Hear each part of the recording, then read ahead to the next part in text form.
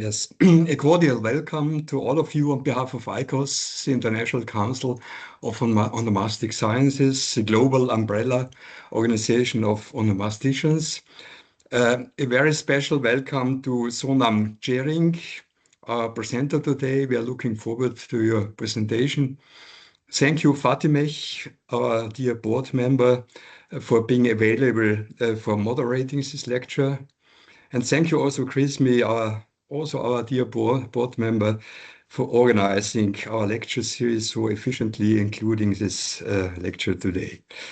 So let me say some words perhaps on ICOS. ICOS runs a terminology group and a list of key onomastic terms, a bibliography group, a working group on toponymy, a young scholars network, and it publishes the renowned journal Onoma and the newsletter. It organizes summer schools and organizes a global congress every third year. The last one was in 2024 in Helsinki in Finland. The next one will be in 2027 in Vienna. The call for papers will open in the beginning of July. But we are also looking forward we are also looking for local organizers outside Europe, also in the global south. We don't want to be only European organizations, so we would be glad to receive offers from local organizers for congresses outside Europe, especially in the global south. This lecture series on Onomastics Online has already been conducted for several years now. It tries to reflect the entire scope of onomastics, an interdisciplinary field of studies, as you know, with so many and very different subsections or name categories.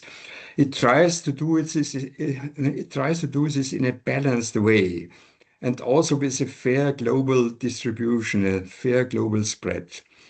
Whether this goal can be achieved depends, of course, on the availability of relevant scholars, on the availability of new and interesting research, and on input from all the various parts of the globe. Today, obviously, all these requirements have been met, have been fulfilled. And without further ado, I would like to ask Fatimeh to introduce our presenter, Sonam Tshering. Thank you very much. Thank you, Petra, for your kind and informative introduction to this meeting. Hello, everyone. Before I introduce our speaker, let me briefly explain how this lecture came about. About 2 years ago, I had the opportunity to visit Bhutan. As someone with a strong interest in names and naming practices, I was naturally curious about Bhutanese name system. What I learned was quite fascinating, especially when I saw that having a surname is not considered a common practice in Bhutan. Later, thanks to the Friends of Bhutan Association in Austria, I met Sonam. And we talked together about the names and identity in Bhutan. The more we talked, the more I felt that this was a topic that would be of great interest, not only to onomasticians, but also to a wider audience who are interested in language, culture, and identity. For that reason, at ICOS, we invited Mr. Sonam Tshering to give a lecture about Bhutanese personal names. And I'm very grateful that he kindly accepted our invitation. Today, it's my pleasure to welcome and introduce our guest speaker, Mr. Sonam Tshering, Associate Professor at the Jigme Singye Wangchuck School of Law. Mr. Sonam Tshering brings a wealth of experience spanning academia, journalism, public service, and legal practice. He is widely recognized for his long-running legal column that has helped promote social justice and civil rights in Bhutan. In addition to his national contributions, Mr. Sonam Tshering has represented Bhutan at major international forums, including summits and conferences and congresses, and has contributed to the drafting of international treaties. Mr. Sonam Tshering, welcome to ICAS Online,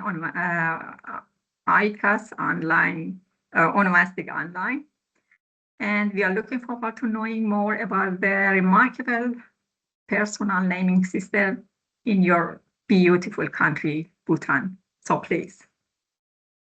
Thank you. Thank you, Professor Fatima, and good evening from Bhutan, and probably it's good afternoon, late good afternoon in Europe, for giving me the opportunity, and thank you for inviting me to this lecture series. I also would like to thank the Vice President, Dr. Peter, and the other members of the ICOS, and attendees also from representatives of Bhutan Friendship Association, who I had the opportunity to meet my visit, last year in Vienna, and so it's a privilege to join this program where distinguished scholars from diverse disciplines, they come together to explore many dimensions of names and naming. And I'm not an expert on this area.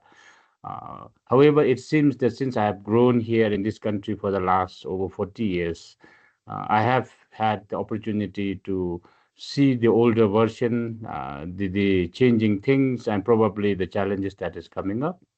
So I decided that I will take on this challenge. I generally present, papers on laws, public policies, and political related things. But this is something new that I decided to take it on and venture into, and I hope that I'll be able to do some justice.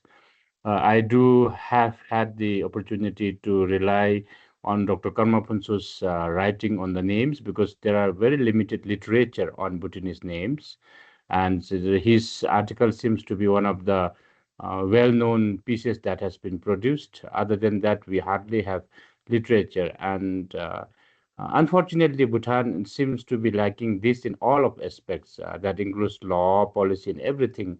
That there are very limited things. The good thing is, even if you use AI, you are going to be suffering on Bhutan, because the information is very limited, and I don't think AI has enough storage information about Bhutan.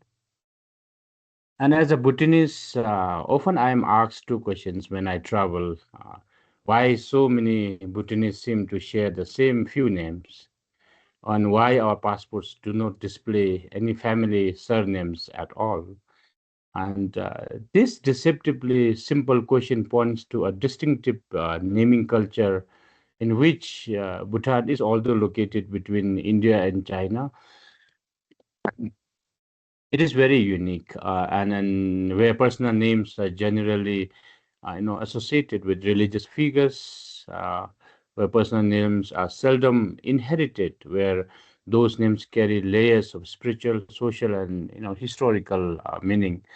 So let's begin with basically what is name. For many of us, in this virtual room, name is a label that identifies a person and often signals family, place, or a faith. But in Bhutan, we often call ourselves as the land of Thunder Dragon. The name is something more layered, more contingent, and more explicitly tied to spiritual authority and communal belonging rather than the family lineage. And none of my names are present in my family members. Of 12 people in my family, none of us has the same name, or first name, the last name. And so this evening, I will try to briefly introduce Bhutan and Bhutanese names and invite you into naming system, and then, would welcome your questions and try to basically address those things. I will focus on how Bhutanese person names are formed, how they function in a society that largely does without surnames, and what these practical practices reveal about Bhutan's religious life, social organization, or the contemporary legal and bureaucratic realities. So in doing so, I hope to show how naming of a small Himalayan kingdom can illuminate broader questions that concerns onomastics everywhere, identity, authority, and quite a power of names in everyday, life. So now I'll start with my presentation. And so I thought because Bhutan is not much known to the world, particularly in Europe or in the Western side, I decided that I'll take some time to introduce Bhutan, and because these are associated with my the naming and personal names in Bhutan. And so Bhutan it is now a democratic constitutional monarchy, and but it has remained a kingdom for the last over 100 years, and it is nestled in Himalayas between India and China. Basically, China covers on the north, and rest of the parts are covered by Indian, continent. So in Dzongkha, the national language, we called ourselves as Trukil, the land of Thunder Dragon. Historically, it was known by several names. Bhutan was known as Lhomen, meaning the southern moon, or the Menjung, the medicinal country. So Bhutan also have a strong, uh, the traditional art of medicine based on this one. Or we were also known as Lhomen Khaji, the mon of four approaches. So these names reflect its geography, its flora and character of its people. Now, Buddhism arrived in Bhutan in the early 7th to 8th century, traditionally associated with visit of Guru Padmasambhava, also known as Guru Rinpoche. He happens to be an Indian origin. Currently, actually, it is in Pakistan. So he came to Bhutan, and sacred sites such as Takchang, the most famous place that any tourist would see if you visit Bhutan, also known as Tiger's Nest Monastery in Paro, are attributed to this period. But here is a crucial historical point. For much of its early history, Bhutan was not a unified nation. It was a collection of competing chieftains, religious factions, and small fiefdoms. Naming traditions existed well before political unification, rooted basically in oral culture, local deities, and Buddhist belief. The transformation came in 1616 with arrival of Shabdrung Ngawang Namgyal, and you know he brought the Drukpa Kaji Rinpoche, who fled sectarian persecution in Tibet. In fact, in Tibetan Buddhism, one of the most reputed and renowned Rinpoches or precious ones is known as Kinkin Perma Karpo, and he happens to be incarnation of that. But during those time, a place called Drugralung, where Shabdrung was born, uh, there was another reincarnation, and that happens to be the brother of the, basically the ruler of that area. And as a result, Shabdrung fled Tibet to Bhutan. And when he fled in his dream, he was invited and he was asked to come towards the south. And then he came, and when he came, there was a sound of a dragon, and that is why we also called ourselves as land of the thunder dragon. So he came here and he unified Bhutan and repelled Tibetan invasions, established Chusenyiden, which basically means the dual system of governance integrating spiritual and temporal authority. So basically, since then, for example, if you look at the spiritual authority, he appointed the first Jekempo when he was in Bhutan 400 years ago as Pekar June. And today we have the 70th Jekempo continuing from his lineage. And for the temporal authority, he then came up with the concept of Desi system, which was abolished in 1907 when Bhutan, instituted and established the monarchical system known as Wangchuck dynasty. So much of what we recognize distinctively Bhutanese today is also the code that I'm wearing. And in Kira, the customs of formal dress by women are standardized under his rule. But I want to flag the key caveat here. He noted at the bottom of, if you look at this slide, naming tradition predates Shabdrung. They are older, more organic layer of Bhutanese identity, rooted in Buddhism and local customs rather than, codified governance. Now let's turn to naming system itself, and I want to start with quote you see in this slide, where Dr. Karma Punso writes, and Dr. Karma Punso is one of the most well-known historians in the country, and he writes that Bhutan does not have the tradition of attaching clan or household names to people's name. No known record of any secular lines being passed down for generations with shared name until the middle of the 20th century. Now, this is a profound cultural statement. A Bhutanese name identifies individual, uh, and not their family, not their caste, not their lineage. So, what it works well for a progressive mind that views a person on the basis of his or her worth without being pegged to your family, your class, your caste. So basically, besides its free societies from clutches of patriarchal system in which, in principle, male members through surname symbolically controls and owns the other members of the family. In Bhutan, that doesn't happen because we don't have that system. And now there is one notable exception. That is the royal family bears the surname Wangchuck with the C before the K, and because it's a Wangchuck dynasty, so we have first king as Ugen Wangchuck, and second king as Jigme Wangchuck, third king as Jigme Doji Wangchuck, fourth king as Jigme Singye Wangchuck, and the current king as Jigme Kesar Namgyal Wangchuck, and the next we are going to the sixth king that is in line is going to be Jigme Namgyal Wangchuck. So basically, our royal family bears the surname since the establishment of the Wangchuck dynasty, and certain noble religious lineages may also share elements of names as a marker or affiliation. So we have Pesling Tiku, which is one of the most revered Rinpoches in the country. So broadly, if you look at names in Bhutan, majority of the Bhutanese are, uh, you know, names are gone through spiritual practice rooted in religion and local custom. But we also have us in the southern part of Bhutan. They are known as Hosampas or Southern Bhutanese, who are or who has come from Nepal, and they are Nepali origin. They have come here maybe hundreds of years before, and they follow the Hindu tradition with both names given and family surnames. So we will basically look at both the names as we progresses from here. Now, the most widespread and revered name tradition in Bhutan is names are given not by parents, generally by Lama or a monk or a Rinpoche or other religious figure.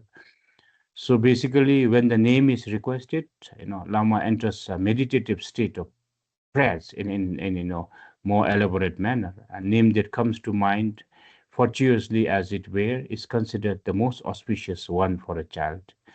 This isn't merely a ceremonial convention. It reflects deeply held, view that name is a spiritual endowment, and so name carries basically blessings, and is believed to orient the name individual towards a righteous life. Look at examples on the right side of the slide. Sangye. So, for example, Sangye refers to Buddha himself. Ugen refers to Padmasambhava, the 8th century master who brought Buddhism to Himalayan.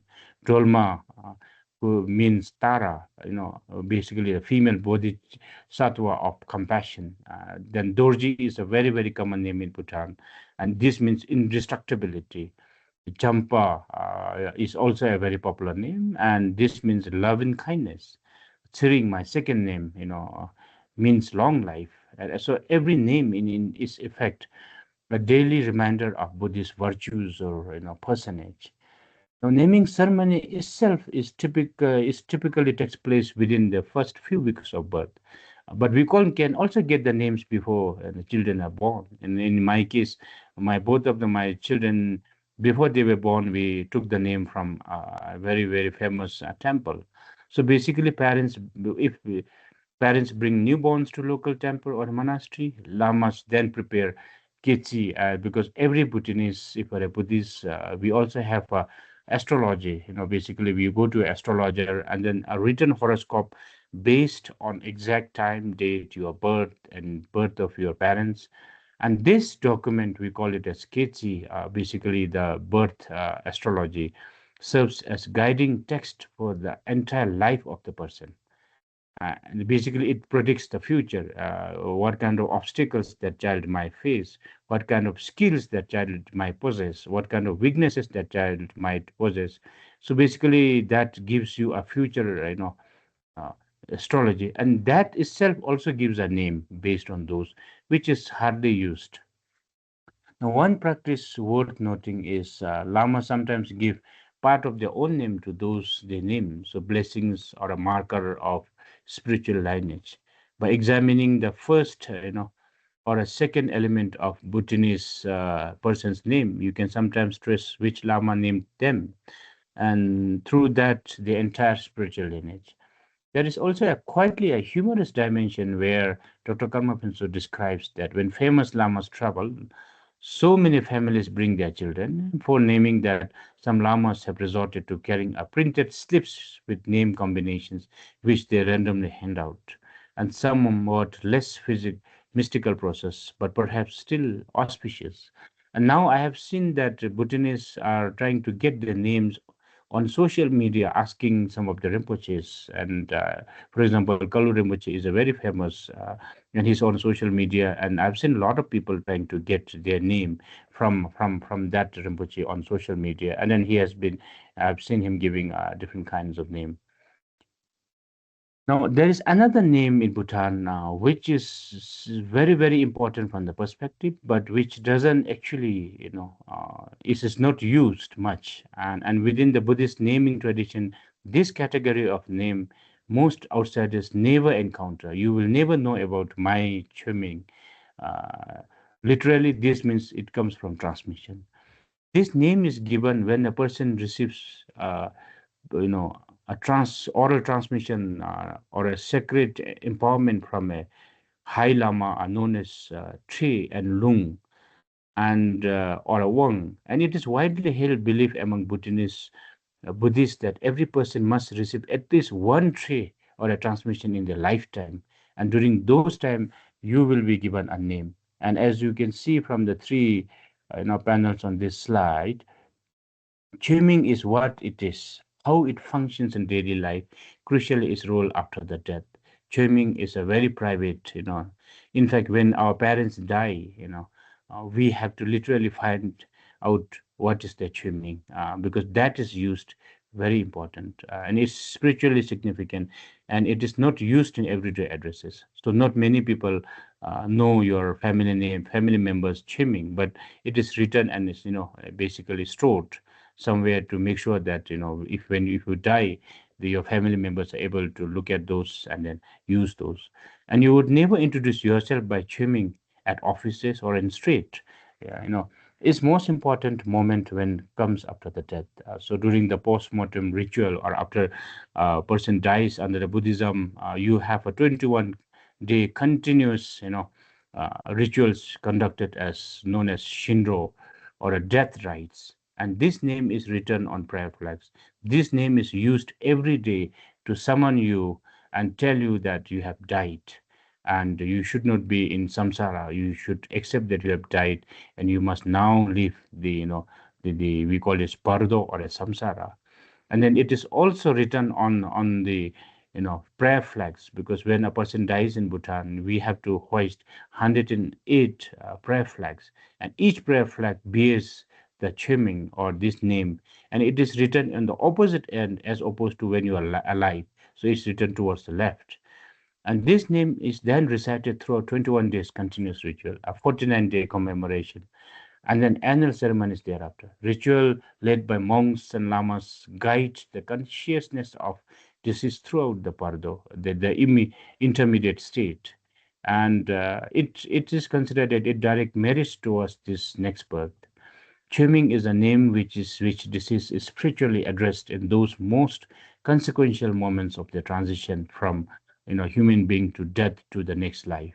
So we arrive at this remarkable paradox. Arguably, the most important name a Bhutanese person ever receives is one that is least known during their lifetime. Now, if you look at significance and meanings of names, so table on this slide presents some of the most Bhutanese names along with their meanings. I would encourage you to see the slide. So what you're looking at is, in fact, a spiritual vocabulary embedded into everyday life. Karma means a cosmic action, destiny, sitting along. Sonam, my first name, is merit and good fortune. Dechen is a great bliss, peace, and Dawa, the moon, Nima, the sun, Tara, the female, Bodhisattva. Puncho, basically, uh, you look at this as such as a spiritually significant names are not only auspicious for person, but also reminds individual of specific righteousness principle or a personage. And this naming philosophy reflects Bhutanese worldview in which religion, daily life, and individual identity are not separated, but mutually reinforcing. And when parent calls their child by name, they are also in some small way invoking Buddhist virtue or a figures of enlightenment. The name is a reminder that everyone arrives dozen of times each day. We don't even realize that how many times we are called by our names, in the family or by our friends in a day. Now, let me briefly look at the structure of Bhutanese names. And practical implications of system without family names. Now, according to a data from 4 years, there are approximately 19,217 unique first names in Bhutan among a population of just around 700,000. The most common names Tshering, Sonam, Dorji, Kinle, Singye, Karma are shared widely across communities with no family connection between their bearers. So this creates what you might call an administrative puzzle. When you have dozens of people named Tshering Dorji in the name of a same district, how do you distinguish them in official records? We will return to that later on. On the left side of this slide, gender, I'm going to talk about how we actually be able to identify through the name whether they are male or female. So Bhutanese first names are generally, we call it as a gender neutral. So it's not absolute, but in general, they are gender neutral. So Karma, Sonam, my first name is a gender neutral. Tshering, my first name, second name can also be used as a first name. Dorji, Pema, all can be used for boys and girls. It is the second name or the combination that traditionally signals whether you are a male or female. So second names tend to be gender specific. For example, Wangmo, Zangmo, Hammo, Yudin are typically female. Dorji, Wangchuck, or Jamso are typically male. So Sonam Tshering is more likely to be a male, and Sonam Wangmo is more likely to be a female. Only a handful of first names are distinctly gendered. So let's say Wangda. So if you say your first name is Wangda, or if you just have Wangda as your name, we actually think that you are a male. If you, let's say another example could be Topge, they are primarily male. Now, similarly, if you say my name is, Lucky, my name is Dema, my name is Diki, even if you have one name, we generally primarily identify that you would be a female. So, but these rules are not absolute, but it was much more, in general. Now, on the right, the names without partner. So some Bhutanese only have single name. Historically, single names were more common, and two name combination became standard only in recent decades. So when Bhutanese with single name travel internationally, we had a lot of issues. So most foreign administrative forms, the visa forms, and all of those mandatorily require the second name. The practical workaround is at a place of origin. So people use like Shah Dorji or uh, Karma Dorji. So generally, when you get a passport, it has become more difficult if you have a single name. And extremes like some Bhutanese, particularly religious figures, accumulate strings of names across different transmissions and ceremonial contexts. Now, names associated with, so the one is given by the Lamas, and second This is given by through the local deities. We also call as Kehla. One of the most evocative dimensions of Bhutanese naming system is the tradition of naming children in reference to the local deity, or we also call them as a Kehla, because they are there since you are born until you die. They are considered as a protectors of place where they are born or raised. So every village and valley in Bhutan has its own Kehla, enshrined in a local temple or a monastery. I have my own in my own village, and I go there every year, annually to offer and seek his blessings. This deity is understood to be child's lifelong protector, invoked at a moment of significance. For example, if they are children, they go there before examination, before embarking on a journey, before starting a new business. If I want to apply for a scholarship, for example, or I want to get admission in one of the universities in the Europe, I look at those days and then I go to the temple and seek his protection that so that I become successful in getting the admission. Because Kerala is so intimately associated with individual identity. One element of person's name is often drawn from deity's name. So this means Bhutanese person's name can tell you where they come from. And so I have just put in example as a three on this slide, and you can see in Hadzongkhag, in extreme part of the western Bhutan, there is a very local, powerful local deity known as Apchundu, and people from this area who get their names from that place are known as the example like Chundu Sring, Chundu Dema. So it inherits one of his names. Now, similarly, in Wangdi, which is towards the central, moving more from the west to central, there is a deity called Radha Chen, which is considered to be the protector deity of that area. And he named if you are born there or if you are raised there, you get a name such as Radha Doji for a male, Radha Wangmo for a female, Radha Wangchuck for a male. So basically, Radha is given because that local deity's first name is Radha, and then we tend to inherit. Now, similarly, then there is a temple called Chimilhaga, one of the Bhutan's most celebrated temples, built in 1499, dedicated to Drukpa Khinle, also known as Divine Madman. This, iconoclastic 15th century Drukpa master is particularly associated with fertility in the country. We have seen Hollywood, we have seen Westerners coming to Bhutan after all attempts of having children have failed with the faith in that, temple. And there are evidences where after they visiting that place, they actually had children after like 30 or 40 years. And families who are unable to conceive, even among the Bhutanese, or who seek safe deliveries, making pilgrimages to temple. Women traditionally circumvent this it 3 times, carrying a phallus, and children born following such pilgrimages named in deity's honor.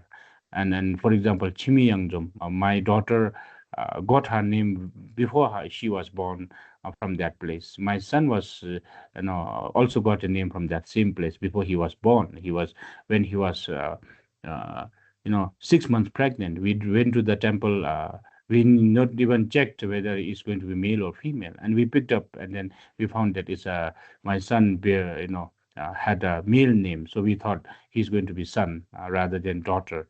So basically, and then we had that faith. So basically, we bought that name, and so that the name of the temple is Chimilhakang.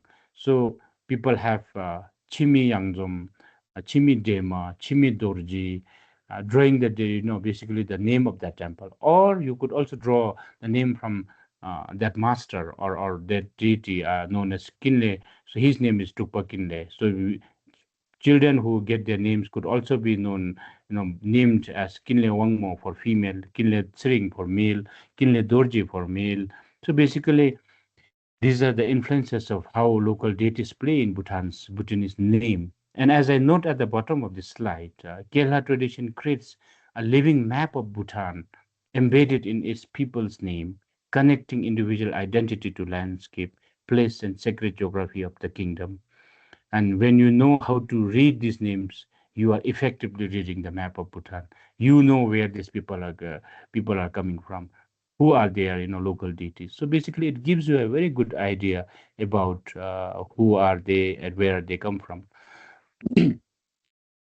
Now, the another one is name of origins. So the origin names and parental naming. These are not very common, but it does happen. And beyond detailing to and Lama given names to basically one, it can come from the name places of origins, and other could be given by parents. So if you look at on the left side, place origin names. This practice arises functionally when too many people share the same name and you need to distinguish them. A person from Babisa in Thimphu, they might become Papnamge, who is very, very popular here. And we know that his first name comes from the place that he was born. Someone from Trongsa becomes Trongsap Karma or Trongsap, Haden. And valleys like Shah, which is among the or Bumtang, you could have that quasi informal in usage. This practice corresponds to an older tradition that predates modern administrative identity systems.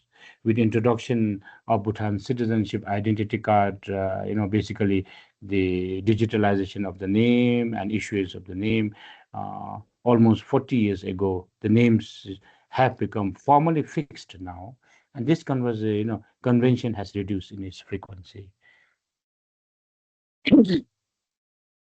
Other one is that when you have these twins and all of those, this is another one.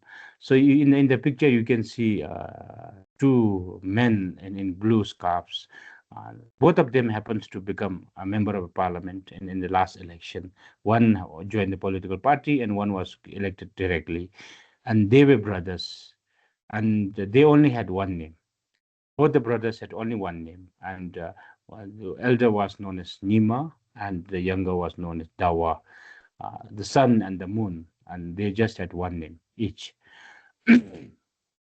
Similarly, these two celestial bodies appeared as natural complements, and this is basically given to people who are born as twins. If they are female, they could also be given like Nima Dema or Dawa Dema, Dawa children, Nima Wangmo. So the first name would generally be sun and the moon.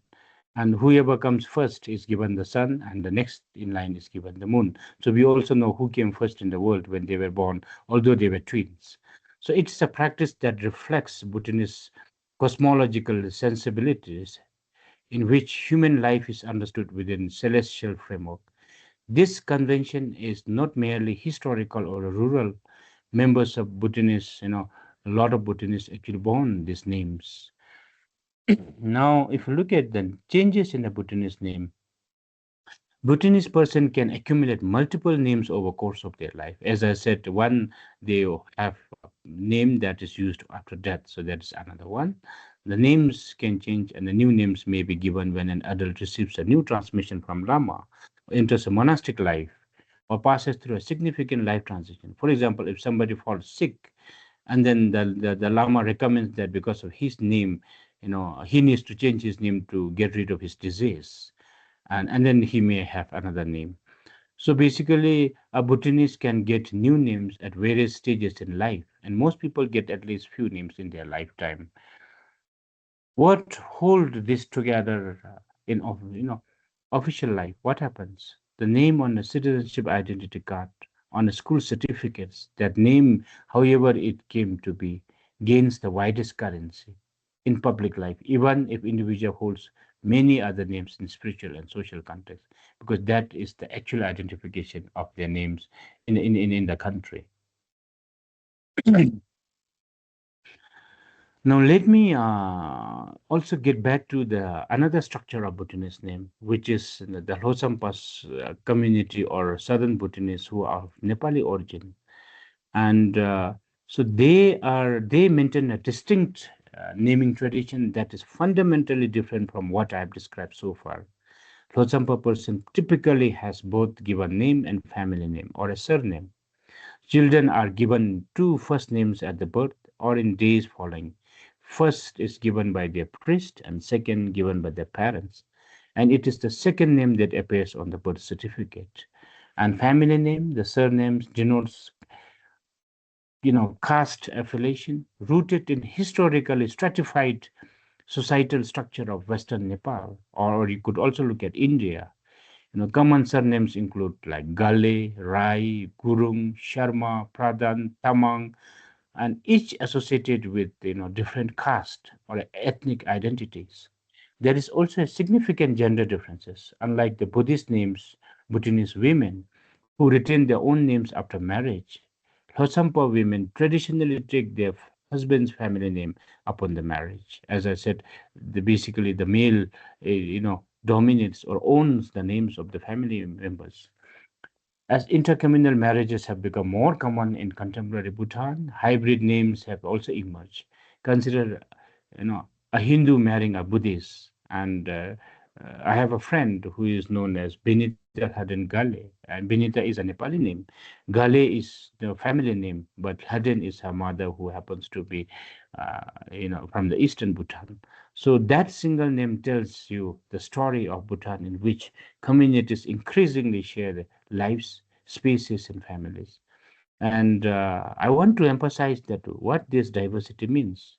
So Bhutan is not a monolithic culture. It is a tapestry of traditions, and its naming system reflects that multiplicity. So now, if you look at transformations in recent years, the Bhutanese name system is not static. It is a living institution, and uh, it has several significant contemporary shifts in the last couple of decades. So you can see them in four panel. The first name is adoption. An increasing number of urban Bhutanese are attaching their father's second name as a surname, borrowing from Western and South Asian conventions. Because this is interesting, because this is an interesting component, because Bhutanese first names are gender neutral, but second names are gender specific, as I discussed in the earlier slides.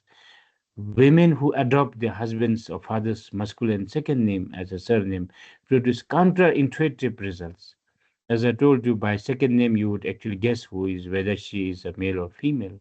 But a woman named, let's say, Dema Wangchuck, if her name is, instead of Dema, if it is Sring Wangchuck, then she would probably be understood as a male.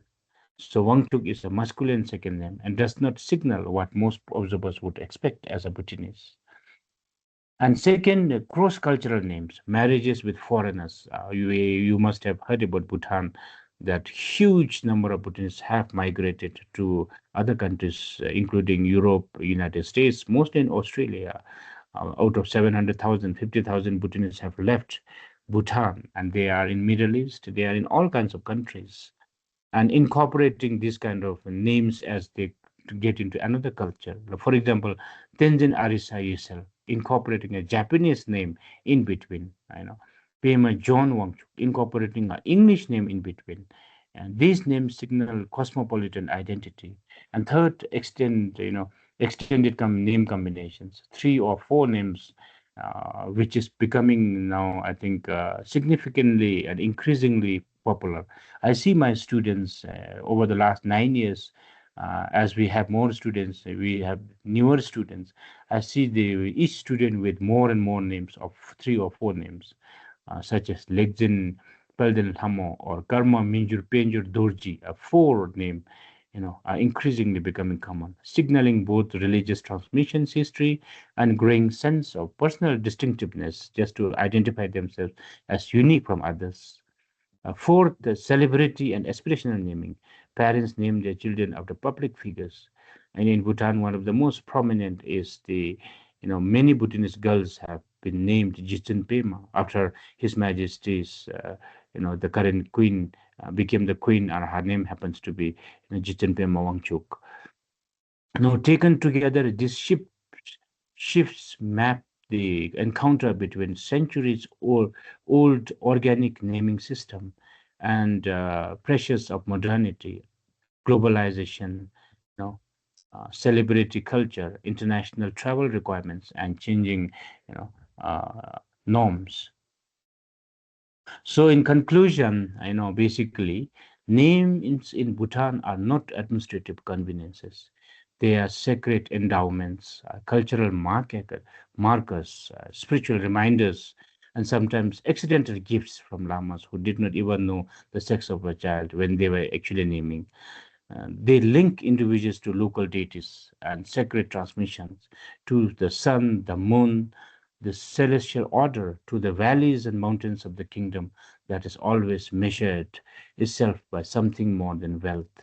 On the right side of this slide, I have highlighted what I consider a deepest significance of this. In its organic diversity and resistance to hierarchical imposition, is a microcosm of gross national happiness. So it's rooted in the tradition, spiritually grounded and respectful of individual dignity. Without family names, lineage and caste are not inscribed on the face of the identity. Every individual stands on their own. And that is why I think there is equality in Bhutanese society. You would never be discriminated because of you have a name. Unlike a lot of our neighboring countries whose name impact the social status. In Bhutan, there is no status because of that. You are yourself, named by a moment of divine inspiration, a local deity, a celestial body, or a parent's love. In Bhutan navigates the 21st century, a democracy in 2008, members of the United Nations increasingly connected to the world. Question of names is also a question of identity. How much of the old systems would survive? How do Bhutanese navigate foreign administrative requirements for surname when we have single names as very common in Bhutan? What is lost when a culture that once spoke of name without partner is required to give every person a second name simply to board a flight, cross a border, uh, you know, get a visa? And these are not merely bureaucratic questions. These are, who are we as a Bhutanese, and why do we do, and what do we do? So basically, we are looking at the crossroad of what Dr. Karma Pinso said, in organic diversity, resilience to hierarchical imposition. So basically, we are looking at that as something that is coming in. So basically, Bhutan's name have evolved over the years. Today, we see four names when we had single names in the past. So with this, I think I come to the end of my presentation, and probably I will be happy to answer your questions if you have any questions. Thank you very much, and I think I will hand it over to Fatim.